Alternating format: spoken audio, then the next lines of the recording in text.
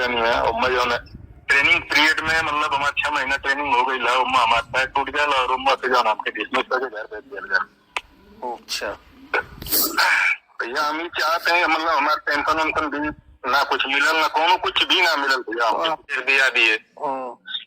और उसने 2-3 साल तक कुछ किया ही नहीं, हाई कोर्ट में फाइल तक ले नहीं दाखिल किया। हमसे हर बार पैसा ही मांगते जाता था कि अब हो जाएगा तुम्हारा, अब हो जाएगा, अब हो जाएगा, और फंसाते गया। लास्ट में घर द्वार तक ले, यहाँ तक ले जो मेरे पास साधन थे सब मैंने खर्च कर दिया, 1 रुपये भी नहीं बचा। माँ बाप की जरूरत है। और लास्ट में भाई थे वो बोलते तुमको चिंता करने की जरूरत नहीं है, हम है ना देख रहे हैं ना, तुम्हारा हो जाएगा, तुम्हारा हो जाएगा। ऐसे 4 साल तक ले हमको इसी में झुला दिए। तो नहीं तो 4 के बाद डिसीजन तो आया हुआ ना कोर्ट का, कुछ ये नहीं पता क्या आपको? नहीं उसमें कुछ भी मुझको ये भी तक नहीं मालूम कि कोर्ट में इसने फाइल किया। हमें हमारे एक मामा है वो और हम लोग दोनों लोग गए थे इलाहाबाद हाई कोर्ट में। तो वहाँ पे जो फाइल देखते हैं उनको हमने 100 रुपये दे के बोला कि ये फाइल नंबर दिया है, जो फाइल नंबर हमको दिया था ये कि ये फाइल नंबर तुम्हारा है। वो हाई कोर्ट में हुआ कि नहीं हुआ, उसका डिसीजन क्या हुआ? और उसी समय अगर डिसीजन आता तो आपको इसको सुप्रीम कोर्ट में लगाना था। आपने पहली बात या तो देखो, आप कई बार क्या हमारे भी जो बंदे बताते हैं ना, कई हमारे पास ऐसे बहुत से केस आए हैं जिनमें वो बोलते हैं साहब मेरा तो इतना पैसा लग गया और वकील ने कुछ नहीं किया।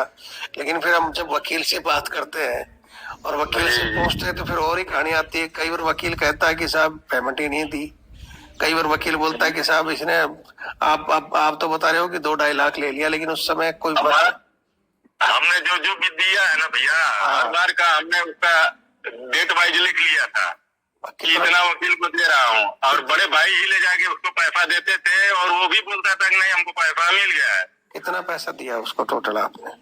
हमने उसको 2,20,000 रुपया दिया और एक बार हमसे 30,000 रुपया उसने लिया था कि बोला कि अब तुम्हारा फाइनल हो जाएगा। और 30,000 लेने के बाद 1 साल तक ले हम जब बात करते थे बोलता था बस कल परसों में तुम्हारा कागज आ जाएगा, तुमको जाना है, तैयार रहना, ये है वो है, ऐसे ही बस बोलते गया। तो हमारा एक रिश्तेदार थे, उसके जो पिताजी थे, हमारे गांव का जो वकील था, पूरा डॉक्यूमेंट और और वो वकील साहब का नंबर हो तो मेरे को वो भी देना, जो जिसने केस किया। उनका नंबर तो मिल जाए। हमारे यहाँ 1-1.5 किलोमीटर पर भी उनका बोर्ड लगा है, समय नया देखा थे। हाँ तो उनका नंबर देना।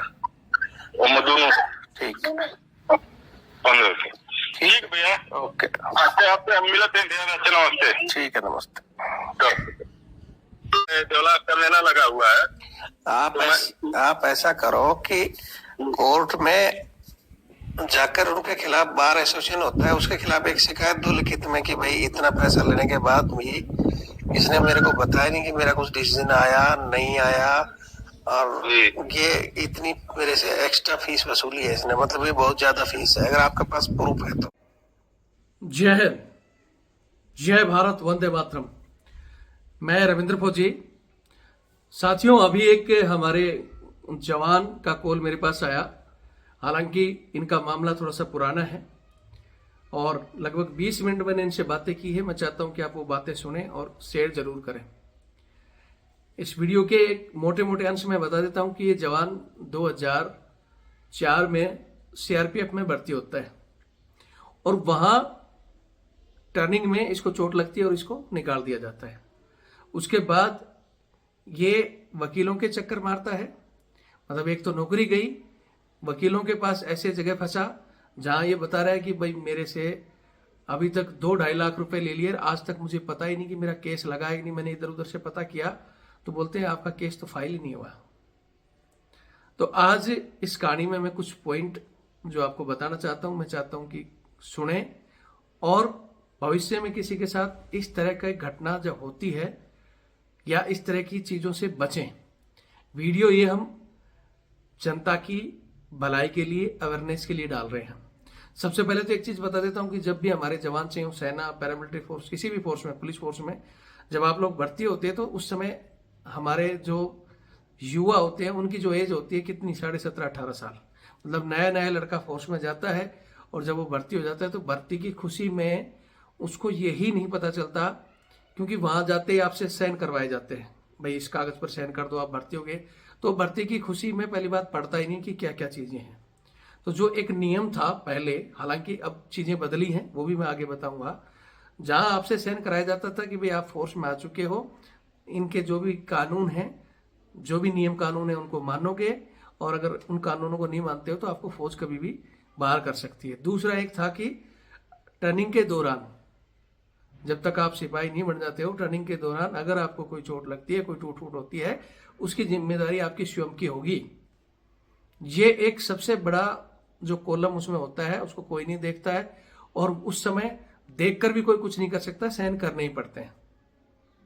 और उसी के आधार पर ये एक ही जवान नहीं, ऐसे बहुत से जवान हैं जिनको ट्रेनिंग में चोट लगी और घर भेज दिया गया, कुछ भी उनको नहीं मिलता।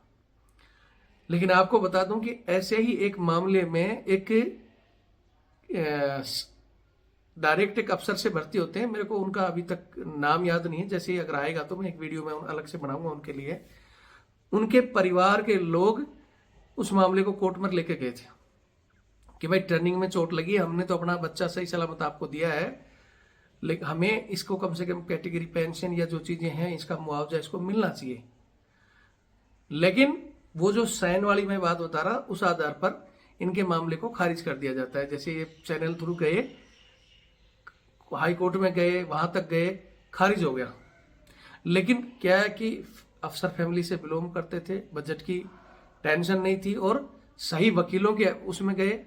आपको बता देता हूँ कि बहुत अच्छे अच्छे वकील हैं जो लोगों की भलाई के लिए फीस से भी कम से कम फीस लेते हैं और काम भी अच्छा से अच्छा करते हैं। लेकिन कुछ एक घटिया लोग हैं वकीलों का, ऐसे ऐसे घटिया लोग जो आपसे बगैर फिजूल, जहां मात्र जो ये बता रहे हैं जिस जमाने की बात, वो उस जमाने में ये केस 5,000 बहुत बड़ी रकम थी, उसी में हो सकता था। लेकिन 5,000 की बजाय ये जो बता रहे हैं, हालांकि देखो मैं इसका कंफर्म भी नहीं करता कि इतनी रकम ली हो, मैंने कहा कि भाई प्रूफ आप दीजिए, तो कह रहे हैं कि मेरे पास रिकॉर्डिंग में भेजूंगा। तो ऐसे भी वकील हैं कुछ जो नाजायज फीस लेते हैं और उसके बावजूद भी हर ला भाई फीस दे, और नहीं देते हो तो मैं तेरा केस छोड़ रहा हूं। लेकिन उस दूसरे केस में क्या हुआ, उस केस में क्या होता है कि वहां अफसर की फैमिली थी और वो मजबूत थी, सुप्रीम कोर्ट तक उस केस को लेके गई थी। लेकिन हमारे जो सिस्टम है, उस सिस्टम बहुत ही घटिया कहो या क्या कहो, लगभग 20 साल बाद उस परिवार को सुप्रीम कोर्ट की तरफ से मुआवजा 1 करोड़ की रकम दी गई थी कि भाई चाहे ट्रेनिंग में हो, कुछ में भी हुआ है तुम्हारी गलती से। हालांकि निचली अदालतों ने उस नियम के तहत उसको हटा दिया था, लेकिन सुप्रीम कोर्ट के भाई जज के दिमाग में आया और उनको 1 करोड़ मुआवजा और उनकी कैटेगरी पेंशन भी दी गई। वो डिटेल में लेकर आप तक जरूर भेजूंगा। और उसके बाद बहुत से केसों में कहा गया है कि भाई आप इस चीज को, सेना इस नियम को बदले, सेना चाहे पैरामिलिट्री फोर्स या कोई फोर्स, आपके पास फिट आदमी आता है जो ट्रेनिंग में, जैसे सीआरपीएफ के जवान कह रहे कि सर मैं घोड़ा जो जंप कर रहा था उसमें मेरी टांग टूट गई थी और उन्होंने निकाल दिया, जबकि जवान की कोई गलती नहीं थी। भाई ट्रेनिंग कर रहा है, चोट लग सकती है। हालांकि उन्होंने कहा कि बहुत दिन तक मेरे को हॉस्पिटल में इलाज कराया, लास्ट में बोला कि भाई आप फिट नहीं हुए, कैटेगरी हो गया, इसलिए हम निकाल रहे हैं। तो निकाल रहे हैं तो वहां कैटेगरी पेंशन देनी चाहिए। लेकिन ऐसे हजारों हजार जवान हैं जिनको नहीं मिला, लेकिन सुप्रीम कोर्ट में एक फैसले में दी है। हालांकि मैंने भी वो फैसला, मतलब किसी वकील साहब ने मुझे बताया था, मैंने कहा भी था कि इसका पूरा जजमेंट और कॉपी तो किसी वकील के पास या कोई और जो सुप्रीम कोर्ट के वकील साहब हैं, मैं उनसे बात भी कर रहा हूँ। ये कहानी वहां तक पहुंचती है तो ये मेरा नंबर है 8290354513 8290354513। मैं चाहता हूँ कोई वकील साहब के पास ये जजमेंट है तो हमारे पास वो जरूर भेज दे, ताकि हम बाकी पब्लिक को ये दे सकें और वो लोग भी सुप्रीम कोर्ट के इस फैसले के अनुसार उन लोगों को कम से कम कैटेगरी पेंशन मिले। बहुत ऐसे केस हैं और इसीलिए मैं आज ये कहानी आप तक शेयर करना चाहता हूँ। और आप सबका फर्ज है कि इस कहानी को ज़्यादा से ज़्यादा शेयर करें। आपके आसपास में ऐसे कोई बंदे हैं तो उनको ज़रूर बताएं। वो फैसले की कॉपी मेरे पास आ जाएगी तो मैं नेक्स्ट वीडियो में वो डाल दूंगा। लेकिन यहाँ एक सलाह जरूर दूंगा, जब भी आपके पास कोई केस आता है, इस तरह का सिलसिला होता है, तो आप जाते हो वहाँ लॉयर बहुत सारे बैठे होते हैं। बहुत से मैं नहीं कहता कि आप हमेशा ही डिफेंस लॉयर अच्छा करेगा, सिविलियन नहीं करेगा, लेकिन कोशिश करें कोई जानकार हो। फोर्स से रिटायर्ड हमारे बहुत से जवान अधिकारी जो कि वकालत करते हैं और वो फोर्स से रिलेटेड हर एक नियम को लगभग जानते हैं।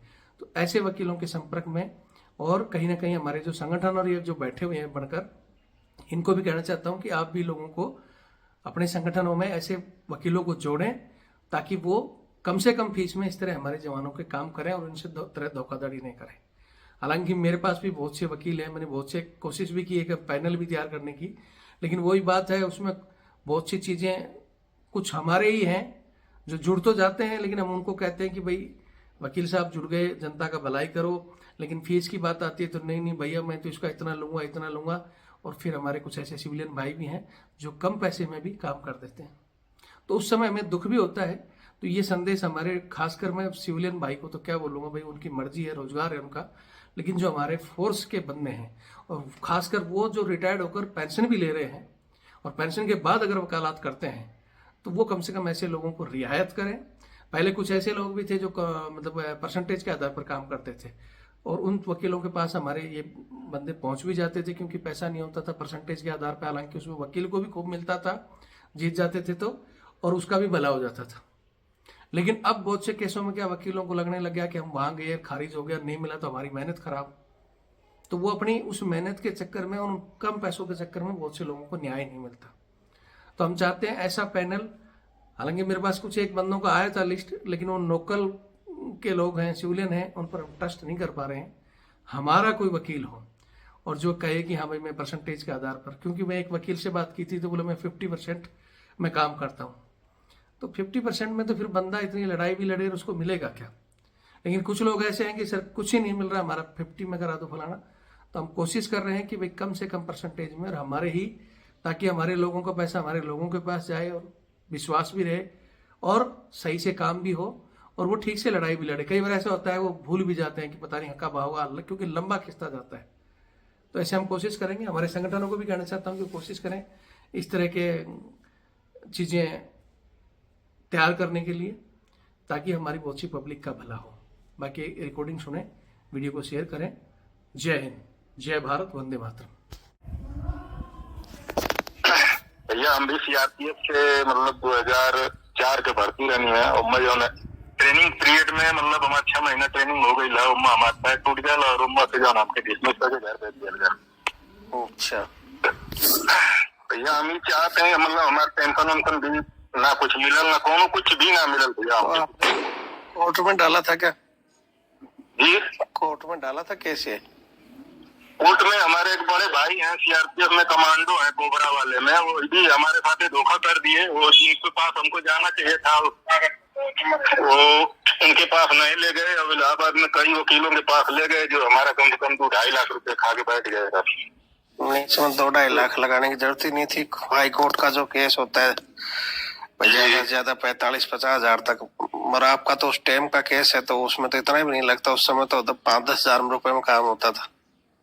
हाँ भैया, लेकिन क्या कर ले, हमारे घर का हमारे चाचा का लड़का जाओ, हमारे चाचे ले जाके इधर उधर हमके कोर्ट कचहरी के बारे में मतलब नॉलेज भी ना रहे, और ले जाके हमके फंसा दे। बड़ा दिन केस दी हम लड़नी, हमारे इंद्रसेन यादव करके वकील रहा इलाहाबाद में, वो भी ना कहना, गांव का भी एक वकील रहा, वो भी कुछ ना कहना, और हार मान के हम बैठ गए। आज आपके वीडियो हम देखते रहे तो हम कहें भैया से राय नहीं की, अभी भी कुछ हो सकता था।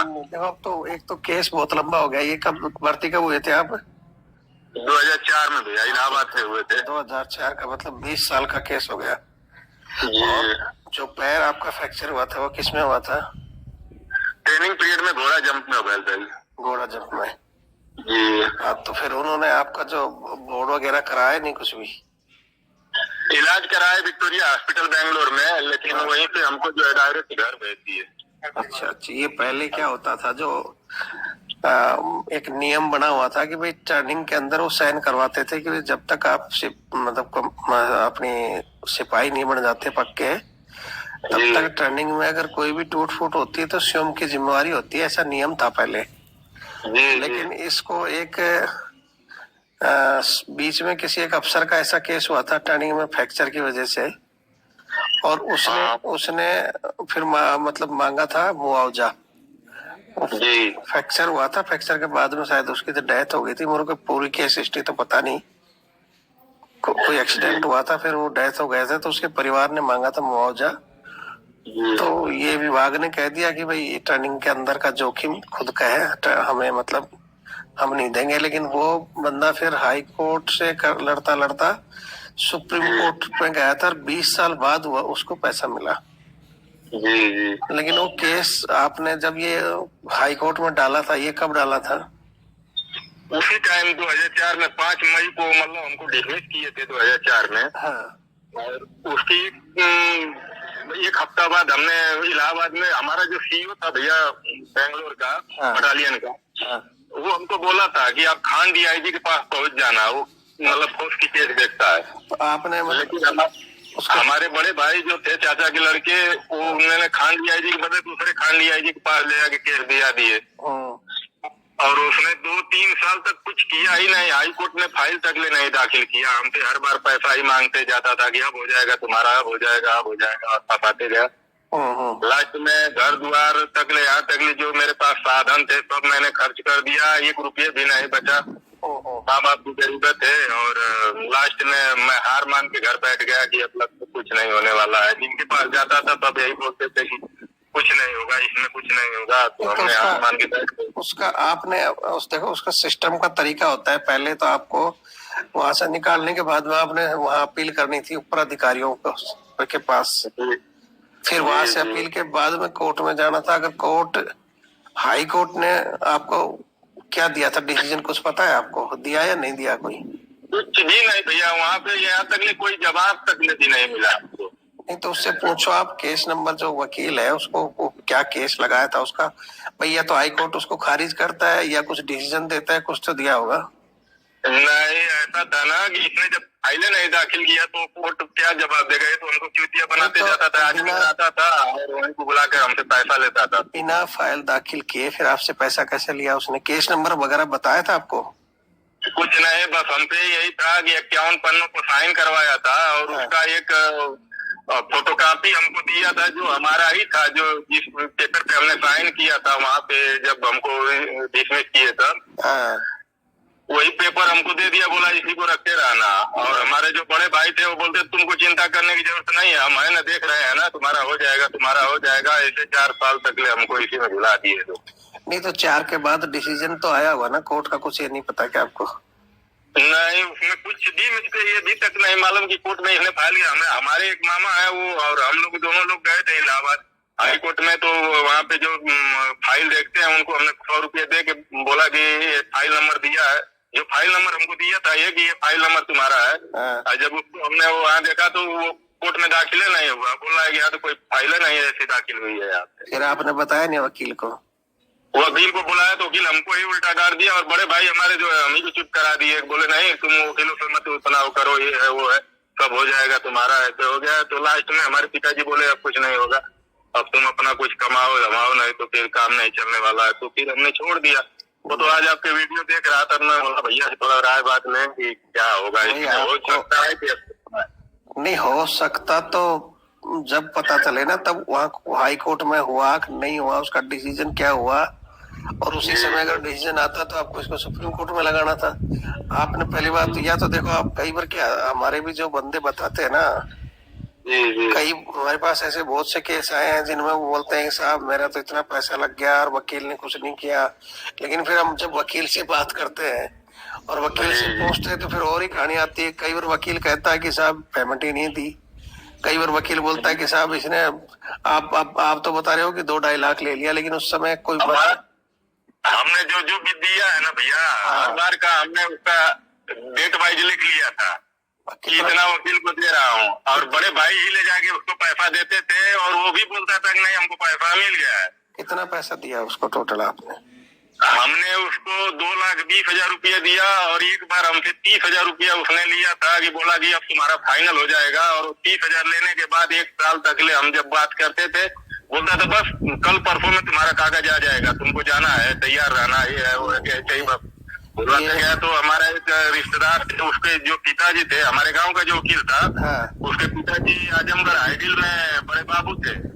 तो उनके पास हमने जाके बोला भैया जब ये कुछ किए नहीं तो हमारा पैसा इतना क्यों बर्बाद कर रहे हैं, ऐसे जब अभी तक हमको कुछ मिला ही नहीं कि हाँ या ना में कोर्ट से कोई जवाब नहीं आ रहा है, ना कोई कागज आ रहा है, ना कुछ आ रहा है। तो उसके पिताजी बोल रहे हैं कि भाई उसके चक्कर में कहाँ तुम पड़ गए हो, तो फ्रॉडिया है, ऐसे ऐसे लोगों को हमको शिकायत सुनने को मिल रहा है। क्या नाम था वकील का? और उसका ये विजयानंद मौर्य नाम है।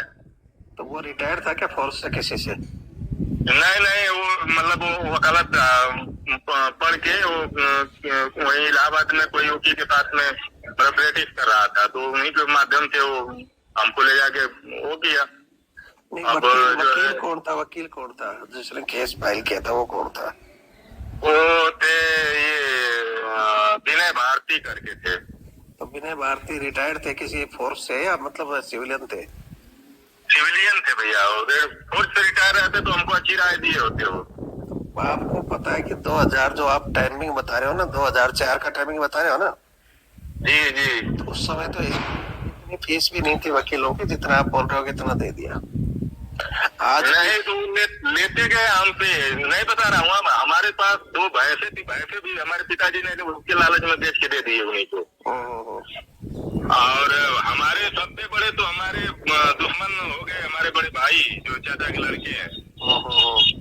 यही हमको लग रहा है कि यही 3-5 करके हमारा पैसा खा गए, और लास्ट में हमको जो है अभी बोलता हूँ कि भैया कुछ करवाए नहीं अभी तक। अभी कल ही मैं उनसे बात किया था, आए थे आजमगढ़ में, मकान वकान बना के रह रहे हैं, यहाँ पे गाँव से छोड़ दिया है। तो मैं गया था आजमगढ़ में, दुकान एक डाला हूँ भैया, जनरल स्टोर की एक छोटी सी। अच्छा। तो उसी का सामान लेने के लिए गया था आजमगढ़, तो मैं उनसे मिला, मगर भैया रे केस उसमें क्या हुआ? मैं सुन रहा हूँ कि पुरानी पेंशन लागू होने वाली है 2025 मतलब 2025 में 25 अप्रैल से। मतलब यूट्यूब पे देख रहा हूँ तो बोल रहे हैं कि तुम ज्यादा जवाब सवाब करते हो, तुम जो है हमको चूतिया समझ रखा है क्या? हम तुम्हारा पैसा खा जाएंगे। तो हम उनको बोले भैया आपको मैं नहीं बोल रहा हूँ, लेकिन जिसको आपने पैसा दिलाया तो उससे तो आप बात कर सकते हैं ना कि इतना पैसा आपने लिया। वो वकील कौन है? क्या अभी है वकील साहब वो? हाँ, इलाहाबाद में तो है ही है। हमसे उससे करीब 6-7 साल बात हुआ है, लेकिन जो विजय जिसके माध्यम से हम गए थे, जो हमारे गांव का वकील है, तो ये तो वहीं पे रहता है, कभी कभार गांव आता भी है। अच्छा। और वो जो लेकिन जब जाओ तब इधर उधर गायब रहता है, मिलता ही नहीं है। कल मैं उसी के चक्कर में गया था, हमारे यहाँ एक देवलास है, देवलास का मेला लगा हुआ है। आप ऐसा करो कि कोर्ट में जाकर उनके खिलाफ, बार एसोसिएशन होता है, उसके खिलाफ एक शिकायत दो लिखित में कि भाई इतना पैसा लेने के बाद भी इसने मेरे को बताया नहीं कि मेरा कुछ डिसीजन आया नहीं आया, और ये इतनी मेरे से एक्स्ट्रा फीस वसूली है इसने, मतलब ये बहुत ज्यादा फीस है। अगर आपके पास प्रूफ है तो पैसे उसको आपने भाई हैंड दिया है, कैश दिया है? नहीं, कैसे दिया? मुफ्त में कहा अकाउंट केस का वो आप उससे कभी बात करे हो तो वो बोला है कि हाँ मेरे पास इतने पैसे पहुंचे हैं? हाँ, 2-1 बार का उसके पास रिकॉर्डिंग है, मेरे पास घर वाले मोबाइल में है। हाँ, क्या है उसमें? उसने ये दिया हूँ, जब 30,000 रुपया हमने एक बार दिया था तो मैं बोला भैया राजेश यादव के माध्यम से हमने आपके पैसा दिया था तो आपको मिला कि नहीं? तो बोला हाँ मिल गया 30,000 रुपया। तो एक बार 30,000 तो तुम्हारा काम करा देंगे हम, यही बोला है। एक बार 30,000 का रिकॉर्डिंग है, बाकी का नहीं भैया। बाकी जैसे 4,000, 5,000, 7,000, 8,000 ऐसे करके लेते गया है। तो ऐसे करे जब हर संडे को, मतलब हर संडे को आता था आजमगढ़ आइडियल में, तो पैसे ही की फिर बात करता था, और पता नहीं कहाँ पे कागज लेके आता था, उसी पे बस साइन करवाता था। भैया आप उनसे जब आप ये रिकॉर्डिंग 30,000 की कर सकते हो तो आप ये भी तो पूछ सकते थे 30,000 देते टाइम कि भैया आपके पास इतने पैसे पहुंच गए, टोटल इतना हो गया, ऐसा कोई रिकॉर्डिंग है आपके पास? नहीं, यही तो हमने गलती कर दिया ना, उससे जवाब चला। अब ये चीजें क्या पता कि भाई आप गलती है कि आप सही बोल रहे हो, इसका कैसे प्रूफ? सही बात है, मतलब इसको प्रूफ करना बहुत वो है। तो मैं ये जानना चाह रहा था भैया कि अभी भी अगर जैसे दाखिल करें जो हमारे डॉक्यूमेंट्स हैं उनके आधार पे, तो कुछ हो सकता है क्या? हाँ, हो सकता है, चांस है, लेकिन पहले उसका फैसला चाहिए, वो कोर्ट ने उस समय क्या दिया। ठीक है भैया, उसका थोड़ा हम पता करके आपको हम पता करके बात करते हैं। इसी नंबर पर बात करना। अगर वो हाई कोर्ट का हो चुका है तो सुप्रीम कोर्ट में आप डालो इस चीज को, ठीक है? जी। ये जो फीस जो होती है, ये आपके हाई कोर्ट में उस समय ज्यादा 5 या 10,000 रुपए का काम था। और उस समय तो सुप्रीम कोर्ट में भी जाते तो हो सकता है आपका वही 50,000 तो सुप्रीम कोर्ट तक नहीं लगता पूरा टोटल पैसा। अब तो हालांकि फीस, अब तो लोगों की फीस बहुत हाई फाई है, लेकिन अभी भी जो फीस है, आपका जो केस है उसकी ज्यादा से ज्यादा इस समय प्रेजेंट फीस हाई कोर्ट की 50 से 60,000 है। हो सकता है कोई सुप्रीम कोर्ट में जाए तो वहाँ लाख भी लग जाए। इससे ज्यादा नहीं है, लेकिन अभी आपका जो केस है पुराना है, पहली बात तो कोई अटेंड नहीं करेगा। ठीक है, पुराना केस है, एक दो किसी वकील से बात करेंगे, अगर वो कर सकते हैं तो उनको सिर्फ ये बोलो कि भाई मैं गरीब आदमी हूँ और मैं तो कागज का 5-7 हजार रुपए आपको करके मेरा लगा दो, अगर मेरे को कुछ मिलेगा तो उसमें कमीशन के आधार पर, मतलब उसको भाई कुछ परसेंटेज आप ले लो, कुछ मेरे को दिला दो, ये करो आप।